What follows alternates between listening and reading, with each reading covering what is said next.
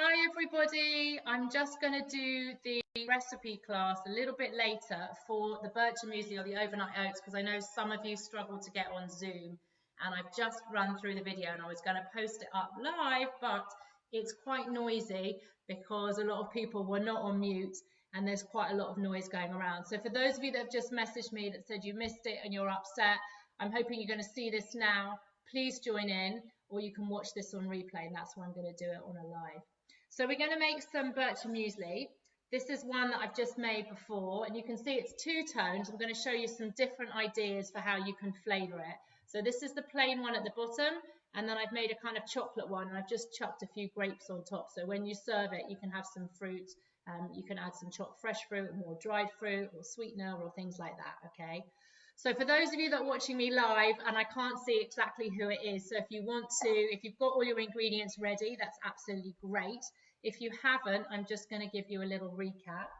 So you want 50 grams of porridge oats, so that's just the regular stuff that you might have for breakfast. You want some seeds and nuts, and I've got sunflower seeds, pumpkin seeds, I've got some pistachio nuts, and actually I'm going to get some raisins because that was the ingredients.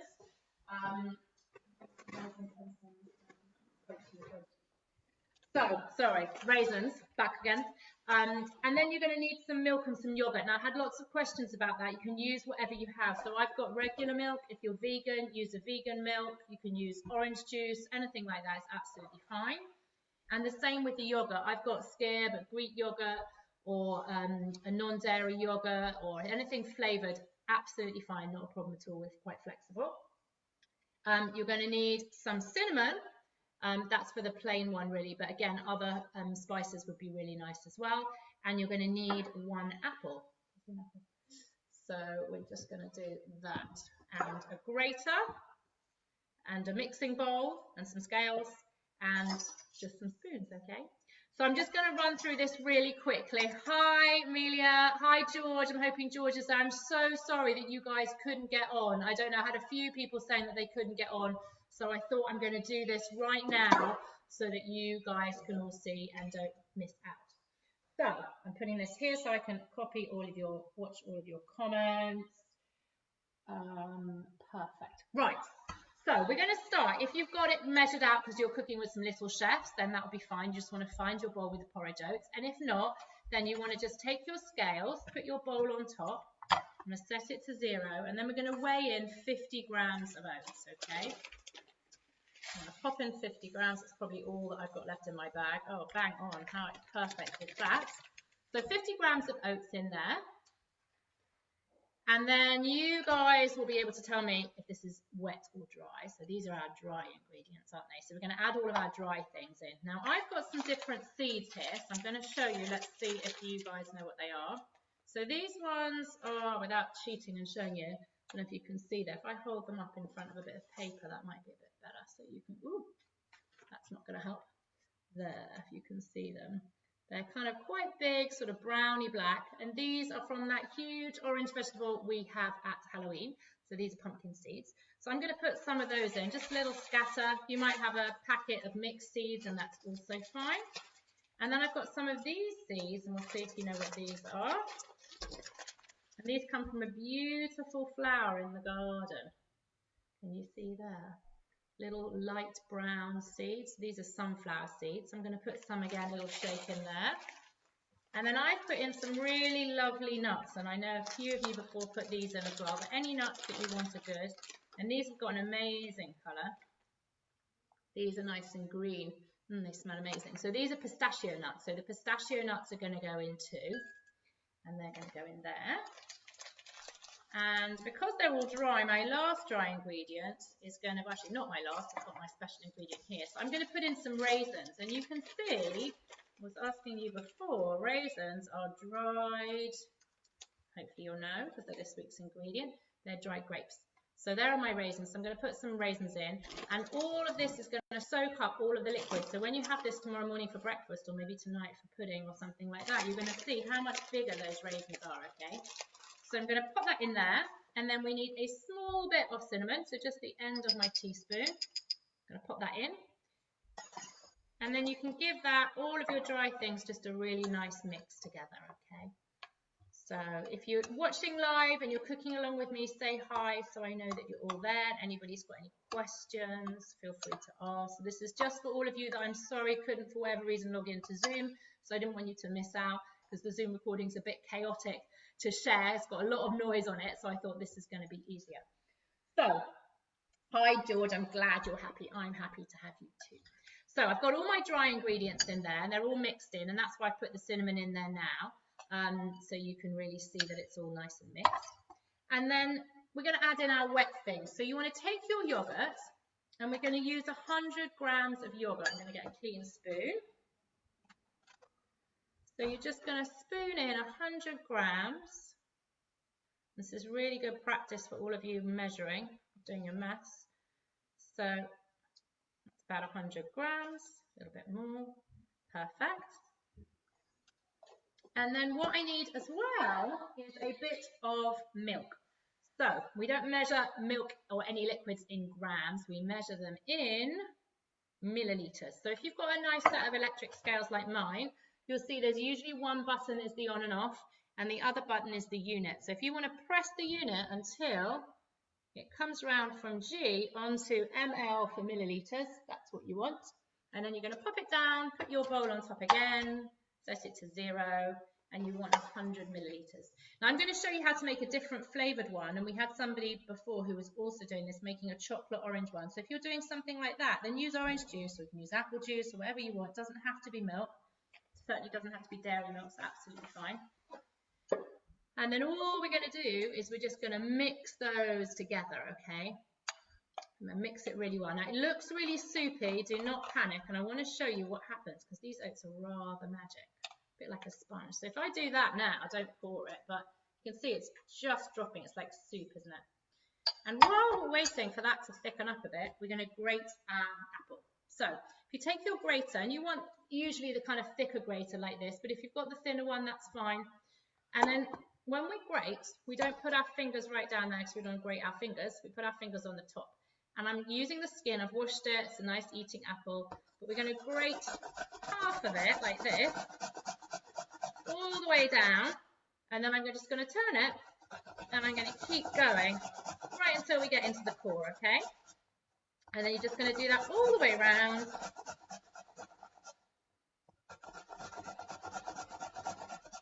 Lovely. And that way you don't really waste any of the apple.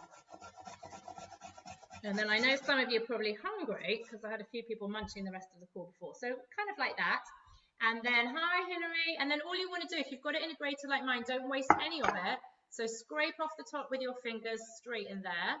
And then when you take the lid off, scrape the lid inside. And then obviously the last bit is what's in there. So use your fingers, scrape it all in. Pop it all in there. And then I'm just going to put that to one side for washing up. I'm going to wipe myself down a bit here so you guys can see. And then just a bit more mixing. So all you need to do is mix all of that in, all of that lovely apple juice. So I'm going to mix that really well. And you'll see already, it's only been there for not even a minute. If I do that thing again with my spoon, can you see how much thicker it is? So all of those oats are soaking up all of that liquid. Now, if I go back to showing you what I had before, so this that I've just made in my bowl is basically what's on the bottom here. And then I made this one a bit chocolatey. So what I did with this one is I added a little bit of cocoa powder or cacao powder, or you can use hot chocolate drinking powder, whatever you've got. Gives it a really nice colour. Cocoa is a little bit bitter, so you might add in a bit of sweetness. So I added a little teaspoon of honey into mine, and just taste it and see what you think. And you could add in a bit of jam, you could add in some fruit puree, you could add in some juice. So we did a kind of chocolate orange vibe. So as well as my cocoa and my honey, I also added in a bit of orange zest and a bit of orange juice. So you can do all kinds of things that you want. And then basically with this, you can either leave it in the bowl and just cover it and put it in the fridge, or you can pop it in lovely little jam jars. Mine's quite big. I'm not obviously going to eat all of it, but it's really nice to see how much thicker it gets. So literally this was made 20 minutes ago. And if I do that, even turn it upside down, you can see it's hardly moving, okay? So it will thicken up. It's kind of magic, so it's really nice to look at. It's a bit of a science project as well. And you'll see all the raisins and things in there. When you eat them, they've all really plumped up because they've absorbed all that liquid as well. So when you serve it for breakfast or you have it for pudding later, if it's a bit thick and you like it a bit thinner, and I do too, just add in a bit of yogurt or put a spoon on the top, or a bit more milk or a bit more juice. You can chop some fresh fruit on top. You can add some other little toppings, whatever you fancy really. And it's so healthy and really yummy, and it gives you an opportunity to be a really cool chef by changing up the flavors. So you can add in, we had somebody adding in nutmeg or ginger, or like I said, cocoa or fruit puree or jams. You can add in peanut butter, you can add in lemon curd, you can add in whatever you like really. And you could do something really fancy and layer them all up. So that would be quite cool too. Now, the other thing that we did as a bit of fun is, those of you that have got my newsletter will see that we were talking about the ingredient for this week, and that was actually the little raisin, because we're going to use some raisins when we make soda bread together on Saturday. So if I pour a couple of raisins out here so you can see, and you guys will know that raisins are dried. We'll see if you know. George, do you know what they are? Before I give you a clue, they're in my box over here. I've kept them to one side. So they are dried grapes. And red grapes are super cool because, if I show you this, what colour do you think red grapes are on the inside? I mean, most people think they're the same colour on the inside as they are on the outside. So if I have a bite, you might think they're a bit pink. But look what happens if I peel them. So if you've got a grape, even if it's a green one or a black one, I want you to peel the skin off and see what happens. And actually, if I put this on my table, because my work surface here is white, you'll see it will start to colour. Once I've taken all of this skin off, you'll see that my grape is actually, can you see the colour? It's actually green or white. So red grapes aren't really red. The only thing that's red is the skin on the outside.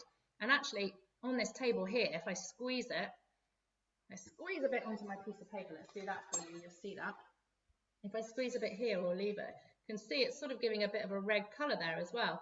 So red is what makes the red skin is what makes the red in red grape juice or red wine. So the inside of the grapes is exactly the same. And then what we were doing, either with the prong of a fork or with a toothpick, which I've just put away, so 1 second. Let's get my toothpick. Is, and this is great for motor skills. So George, you are right about the grapes.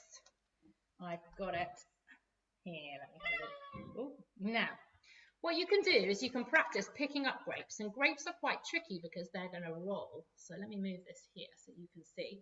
So see with your toothpick if you can get it in there. So only one hand, so you have to put one hand behind your back. And you could also put them the other way. So if every grape where it grows on the stalk's got a little hole at the top. So if you hold it like that, so we don't want to push down with the stick into our hand, hold it like that, we can put it all the way through like that. So we have people making lots, oh look, I've got a baby one, lots of nice little caterpillars and things like that. And if you've got lots of toothpicks, like I have, bigger ones, like a skewer that you might have on a barbecue, you'll see in my picture on the newsletter, you can make your own Eiffel Tower. So you can make a really nice kind of, let's see, this is a bit tricky because mine's really a bit too small, but you'll see the idea. And I was making a little figure before, we've had little plus signs, all kinds of things. So you can make, can you see, like a little Eiffel Tower? It's on 3 little legs. You can make all kinds of interesting things. Lots of nice fruit skewers with different fruit. Doesn't just have to be with grapes. So you could make those. So that's what I want to show you with that. And then what we also did was we had a little competition, if I pull this here, with our skewer. And we counted 5 seconds, so I'll do it now, how many raisins you can get on a skewer. So we'll go 1, 2, 3, 4, 5. My time's up. So I've got 1, 2, 3, 4, 5, 6. And then if you wanted to cheat, you can turn it around and see how many. And I think the world record, I think Ben had the world record, and that was 18. That's quite hard. I don't think I got 18 on my skewer. So you can see if you can get 18 on there, and then you can have a munch like that. So this is so good for motor skills, just to see how many things you can get on a stick, okay? So, super quick recipe. I'm sorry that you guys that couldn't log on to Zoom were having trouble with it. I know everybody really liked Zoom, but I think actually it might be easier to do it on a Facebook Live. So we'll see what the feedback is later. At least that way I know you can all join in, and I know you can all log on, and it will definitely be recorded and uploaded. So as I said, you've got amazing, amazing bircher muesli. It's so healthy. It's really nice as a snack, amazing for breakfast. So get your chefs making you breakfast. And look, just in that few minutes, can you see how much thicker it's got? So it really does soak it up. So once it's this kind of consistency, you can eat it now. But actually, it's nicer, I think, if you let all the flavors meld together overnight. Or like I said, have it for dinner. So let me know what variety, what flavor you did. If you've done a chocolate one or you've done something else, that would be really nice. You can play with it as much as you like I said, with the yogurts and other things. And then on Saturday, we're going to be doing some soda bread. So we're going to use some of the same ingredients again. So we're going to need flour. So self-raising flour, you can use plain flour if you want, white, wholemeal, whatever you have, but you need bicarbonate of soda. So that's the key ingredient for making the soda bread rise. This is not bread flour. This does not need yeast. It's a really, really simple and quick recipe, and you'll definitely be able to have bread for lunch. That'd be really lovely. And you're also going to need some yogurt and some milk again, and some seeds and raisins if you want to put in there. That makes it really nice, really tasty. So you can have a kind of sweet version, like a breakfast bread, or you can have more of a savory one for lunch, whatever you want. So we're going to do that together on Saturday morning at 10 o'clock. If anybody has any questions on the recipes or any problems with the technology, I'll do my best to try and help you. So thank you guys that were watching now that missed out on the Zoom one. I'm really sorry about that. And if you're watching this again on replay, pop any questions or pop some feedback again at the bottom. And if you want to share with me photos of the bircher muesli pots that you did, or you eating them, that would be lovely. And thank you for joining me, and I'll see you guys soon.